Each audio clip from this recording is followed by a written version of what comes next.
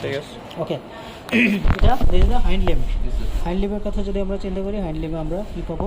এখানে একটা নিচের দিকে যদি চিন্তা করি তাহলে আছে এখানে গ্লুটিয়াল মাসল আছে। এই গ্লুটিয়াল মাসলে ক্রেনিয়াল গ্লুটিয়াল, মিডল গ্লুটিয়াল এবং কোয়াডাল গ্লুটিয়াল মাসল আছে। তো আমরা এই যে এখানে কাট পোর্শন যেটা দেখতে পাচ্ছি, এই মাসলটা হচ্ছে মিডল গ্লুটিয়াল। এক্স্যাক্টলি আমরা এভাবে বলতে পারছি না, তবে এটা হচ্ছে গ্লুটিয়াল মাসল আর কি, গ্লুটিয়াল মাসল।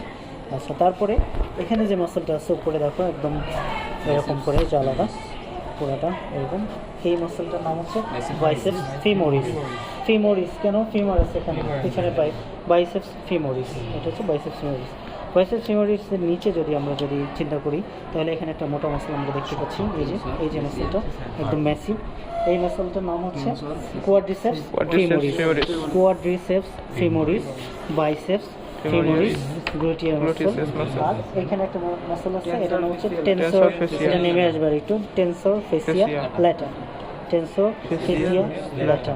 ওকে, এখন আমরা যদি আর একটু পিছনের দিকে চিন্তা করি, পিছনের দিকে পিছন একদম লেজের দুই পাশে আমরা দুইটা মাসল পাবো। একদম লেজের সাথে যেটা, এটা হচ্ছে সেমি মেমব্রেনাসাস, সেমি মেমব্রেনাসাস, আর হচ্ছে সেমি টেন্ডিনোসাস, সেমি টেন্ডিনোসাস আর সেমি মেমব্রেনাসাস। ওকে, এরপরে আর কি আছে? এরপরে হচ্ছে এই নিচের দিকে যদি আমরা চিন্তা করি, এটা হচ্ছে একটা কমপ্লেক্স মাসল। আচ্ছা, আর এই পাশে আমরা যদি দেখতে পাই, এটা হচ্ছে lateral digital extensor, lateral digital extensor muscle. আর এখানে একটা বলছিলাম যে পেরোনিয়াস লঙ্গাস, যেটা টেন্ডনটা একটু চিকন হয়ে নামছে, এটা হচ্ছে পেরোনিয়াস লঙ্গাস মাসল আর কি।